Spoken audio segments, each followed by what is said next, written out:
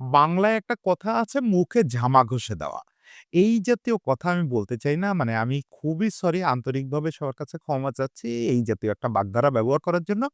কিন্তু আজকে শেখ মেহেদী বা যাকে আপনারা শাক মেহেদী বলেন বানানের কারণে, সেই শেখ মেহেদী যেটা করছে এটা আল্টিমেটলি ওর মুখে ঝামা ঘষে দেওয়া। কার মুখে ঝামা ঘষে দেওয়া? এক হচ্ছে আমাদের ম্যানেজমেন্ট যারা দল নির্বাচন করে এবং যারা আসলে রেট করেন শাক মেহেদীকে যে শাক মেহেদী আসলে এই স্ট্যান্ডার্ড এর না। এদের সবার মুখে ঝামা ঘষে দেওয়ার কাজটা সে সাকসেসফুলি করছে।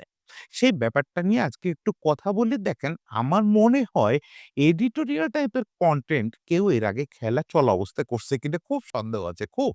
তারপরেও এটা আমি করতে বাধ্য হলাম আসলে শুধুমাত্র মেহেদীর পারফরম্যান্স এর কারণে। মেয়েদেরকে নিয়ে তো গত বেশ কিছুদিন অনেক কথা হচ্ছে। আমাদের টি-টোয়েন্টি সেটআপ আমি একেবারে আমাদের যেটা ১ম এডিটোরিয়াল ছিল সেখানেই আমি বলছি যে আমাদের টি-টোয়েন্টি সেটআপটা কি হওয়া উচিত? এটা আমাদের নির্বাচকরা, আমাদের বোর্ড, আমাদের কোচ, ক্যাপ্টেন মানে ম্যানেজমেন্ট কেউ বুঝে উঠতে পারতেছে না। এইটা আমরা এই এতকালেও বুঝে উঠতে পারি নাই। অথচ আমাদের টি-টোয়েন্টি খেলোয়াড় কিন্তু আছে। এমন না যে টি-টোয়েন্টি খেলোয়াড় বাংলাদেশে নাই, আছে। এই দলেও যেমন আছে, এই দলের বাইরেও বেশ কিছু আছে। এই দলে থাকাদের মধ্যে সবচেয়ে ভালো টি-টোয়েন্টি খেলোয়াড় হচ্ছে শেখ মেহেদী। একটা জিনিস আপনাকে বলি, এই কথা শুনলে আপনি হয়তো রাগ করতে পারেন। আপনি ভাবতে পারেন একটু বাড়ায় বলতেছে আজকে ৪ উইকেট পাইছে, ক্যারিয়ার সেরা বোলিং করছে মাহাদি। এইজন্য মাহাদিরে নিয়ে এত বড় একটা কথা বলে ফেলল। দেখেন বাংলাদেশে প্রপারলি টি-টোয়েন্টি বোলিং এই জেনারেশনে বোঝে মাত্র ২ টো লোক। একটা মুস্তাফিজ, ২ টা হচ্ছে শেখ মেহেদী। একটা হচ্ছে মুস্তাফিজ, ২ নাম্বার হচ্ছে শেখ মেহেদী। কেন? কারণ হচ্ছে ওরা জানে কিভাবে নতুন বল, শক্ত বল দিয়েও আপনি ইকোনমিক্যাল বোলিং করতে পারবেন এবং উইকেট তুলে নিতে পারবেন। দেখেন টি-টোয়েন্টিতে অলমোস্ট প্রায় পুরোটা সময় বল শক্ত থাকে। টি-টোয়েন্টিতে বল পুরনো হওয়ার খুব একটা সুযোগ পায় না। যদিও আজকাল বলের আয়ু একটু কমে গেছে। বলগুলো আগের মতো অত সুন্দর নেই, স্টিল বল পুরনো হওয়ার তেমন কোনো সুযোগ পায় না। ফলে ট্র্যাডিশনাল স্পিনার যারা টেস্টে ভালো করতেছে, ইভেন ওয়ানডেতেও ভালো করতেছে হয়তো, মিরাজের মতো সেসব স্পিনারদের আসলে টি-টোয়েন্টিতে তেমন কিছু করার নেই। যতই বিপিএল এ ভালো করুক, অমুক করুক, তমুক করুক, আসলে টি-টোয়েন্টিতে তেমন কিছু করার নেই। অলমোস্ট আপনাকে নতুন বলে বল করতে হবে। এবং বাংলাদেশ যেরকম স্ট্রেংথ নিয়ে টিম নামায় বা ধরেন প্রেমদাসার মতো ভেন্যু, সেখানে আসলে ডিমান্ড করে যে পাওয়ার প্লেতেই আপনি স্পিনার নিয়ে আসবেন। এখন কারে আনবেন? যে লোক টার্নের ওয়েট করতেছে, যে লোক বল পুরনো হওয়ার জন্য ওয়েট করতেছে, সেই মিরাজকে। তা দিয়ে তো হবে না। আপনার লাগবে একদম কড়কড়ে নতুন বল, শাইনি বলেই যে বল করতে পারবে। সেই শেখ মেহেদীকে আমরা কেন যেন বুঝে উঠতে পারি না। দেখেন আজকে সে সুযোগ পাইছে, সুযোগ পেয়ে ওই যেটা বললাম যে ঝামা ঘষে দেওয়া একটা কাজ করছে, এটা তো আসলে অস্বাভাবিক। যে আপনি হুট করে সুযোগ পাইছেন নানা রকম তর্ক-বিতর্কের পরেও আপনাকে নেওয়া হইছে এবং আপনি মাঠে নেমেই ক্যারিয়ার সেরা বোলিংটা করে ফেলছেন। এর আগে তার ১৩ রানে ৪ উইকেট ছিল, আজকে ১১ রানে ৪ উইকেট নিছে। এটা আমরা আশা করি নাই। কিন্তু যেটা আমরা আশা করছি সেটা হচ্ছে শুধু পরিসংখ্যানের দিকে তাকান।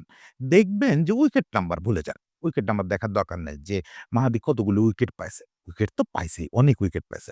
ওইটা দেখার দরকার নাই। আপনি দেখবেন ওর ইকোনমিটা। একটা ছেলে স্পিন বোলিং করে টি-টোয়েন্টিতে খুব রেগুলার পাওয়ার প্লেতে বল করে, তার ইকোনমি ৭ এর নিচে। আপনি এই ছেলেকে কোন সাহসে দলের বাইরে রাখেন? কোন অজুহাতে? আমার সবচেয়ে বিস্ময়কর লাগছে সালাউদ্দিন ভাইকে গতকালকে নাকি গত পরশু প্রেস কনফারেন্সে জিজ্ঞেস করা হয়েছে যে, "আপনারা স্পিনে বিকল্প কিছু ভাবতেছেন না কেন?" এক্সাক্ট কোয়েশ্চেন তো শুনতে পাই নাই। আমি তো শুধু আনসার গুলো একটা ভিডিওতে পাইলাম। মানে সালাউদ্দিন ভাই বলতেছে যে, "কারে থুয়ে কারে নামাবো? আমার তো নাসুমরে ঢুকাইতে গেলে রিশাদরে বসাইতে হয়।" মানে একেবারে যা ভাবা উচিত তার বিপরীত সে এক কিছু ভাবতেছে। আপনি রিশাদরে বসানোর কথা কেন ভাবতেছেন? নাসুমরে ঢুকানোর কথাই বা কেন ভাবতেছেন? নাসুম ভালো বোলার। নাসুম যথেষ্ট ভালো বোলার শর্টার ফরম্যাটের জন্য। উইথ ডিউ রেসপেক্ট শেখ মাহাদির আশেপাশেও না। ২০ ওভারের খেলায় শেখ মাহাদির আশেপাশে বাংলাদেশে কোনো স্পিনার নাই। এই জিনিসটা আপনি যত দ্রুত মাথায় ঢোকাবেন তত ভালো। এবং একই সঙ্গে অত্যন্ত বিনয়ের সঙ্গে বললি, অত্যন্ত সম্মান রেখে বলি, মিরাজ টি-টোয়েন্টিতে বল করার জন্য ভালো স্পিনার না। ফলে আপনি নাসুমরেও ঢুকাইতে পারেন, কিন্তু মিরাজকে রাখতে পারেন না। আপনার এই হিসাব তো খুব সোজা। মিরাজ টি-টোয়েন্টি দলে থাকবে না। টি-টোয়েন্টি একাদশে থাকবে না। আমি তো মনে করি টি-টোয়েন্টি ১৫ জনেও তার থাকা উচিত না। মিরাজ নিশ্চয়ই তার উন্নতি করবে। একসময় আমার এই কথা বদলায় দিবে। কিন্তু আপাতত না। আপাতত তার যে স্কিল সেট, এই স্কিল সেট টি-টোয়েন্টির জন্য মোটেও ভালো না। শেখ মাহাদের মতো বোলারকে আপনি বসায় কখনোই মিরাজকে খেলাইতে পারেন না। এক্ষেত্রে আরেকটা আর্গুমেন্ট ইদানিং ম্যানেজমেন্ট করার চেষ্টা করে, অনেক ভক্তও করার চেষ্টা করেন, সেটা হচ্ছে ব্যাটিং। মিরাজ তো টপ অর্ডারে ব্যাট করে। টপ অর্ডার বা মিডল অর্ডারে ব্যাট করে। যদিও সাকিব দুর্দান্ত একটা কথা বলছে যে টি-টোয়েন্টি তে আবার মিডল অর্ডার ব্যাটসম্যানটা কি? আসলে টি-টোয়েন্টি তে মিডল অর্ডার ব্যাটসম্যানের কোনো কাজই নাই। যে আপনি ধরে খেলবেন, ইনিংস লম্বা করবেন। এখন মিরাজ হচ্ছে ওই so called middle order batsman. যদিও সে মিডল অর্ডার ব্যাটসম্যান না, সে আসলে লোয়ার অর্ডার ব্যাটসম্যান। তারপরেও তার খেলার ভঙ্গিটা হচ্ছে যে সে সেটেল হতে চায়, সে ইনিংস তৈরি করতে চায়। এইটা তো ভাই টি-টোয়েন্টি তে করার সুযোগ নেই। দেখেন আমি এখানে একটা উদাহরণ প্রায় আড্ডায় দেই। আজকে আপনাদেরও বলি। সেটা হচ্ছে যে মিরাজ দলে থাকলে ধরেন মিরাজ কত রান করবে? ৫৫ থেকে ৬০। আর শেখ মেহেদী দলে থাকলে রান করবে। হ্যাঁ, শেখ মেহেদীরও কিন্তু ব্যাটে রান আছে। মিরাজের তুলনায় অনেক কম। শেখ মেহেদী যদি তার বেস্ট ইনিংসটা খেলে, তাহলে কি হবে? ২৭, ৩০ এই ইনিংস দুটোর পার্থক্য আপনি দেখেন। আমি শুধু ব্যাটিং দিয়ে বোঝাচ্ছি শেখ মেহেদীর গুরুত্বটা। এই ইনিংস দুটোর পার্থক্য দেখেন, মিরাজ যদি ৫৫ করে, তাহলে আপনার প্রজেক্টেড স্কোর ২১০ থেকে নেমে আসবে ১৭০ এ। মিরাজ স্ট্রাইক রেটটা ফল করায় দিবে।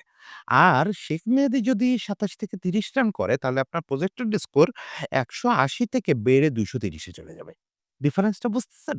এই হচ্ছে ইমপ্যাক্ট খেলোয়াড়। টি-টোয়েন্টি নিডস ইমপ্যাক্ট খেলোয়াড়। যে আপনাকে পাওয়ার প্লেতে বল করে দিবে, হুটহাট করে ১টা ২টো উইকেট নেবে তার চেয়ে বড় কথা রান আটকায় রাখবে। পাওয়ার প্লেতে বল করে সে ৭ এর নিচেই ইকোনমি রাখবে এবং ব্যাটে গিয়ে ৭-৮ নাম্বারে গিয়ে একটা ঝোড়ো ইনিংস খেলে রানটা অনেক উপরে তুলে দেবে। আজকে আমি বলব যে আমাদের গত বেশ কিছুদিনের ভেতর সবচেয়ে সুন্দর টি-টোয়েন্টি বোলিং লাইনআপটা মাঠে নামছে। যেটার আউটপুট আপনারা দেখছেন।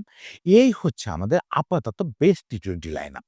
আপনি যখন মুস্তাফিজ, শরীফ এবং মাহাদি এই কেন্দ্র করে বোলিং সাজাবেন তখন দুপাশে আনপোরা, তানজিম সাকিব এবং রিশাদ। ওরা সঠিক লেন্থে বল করতে পারলে এই ৫ জনকে বিট করা খুব কঠিন। এই ৫ জনকে বিট করা খুব কঠিন। তো আপাতত আশা করি আমি যখন কনটেন্ট করতেছি জানি না ব্যাটিং এ কি হবে, শেখ মাহাদি কি করবে বা অন্যরা কি করবে আমি জানি না। আদৌ আমরা ম্যাচ জিততে পারবো কিনা তাও জানি না। তারপরেও উত্তেজনার বশে আজকের এডিটোরিয়ালটা করে ফেললাম। হেরে গেলেও একটু রাগ হয়ে দেখেন, জিতে গেলে আনন্দ নিয়ে দেখেন। সবাইকে শুভেচ্ছা।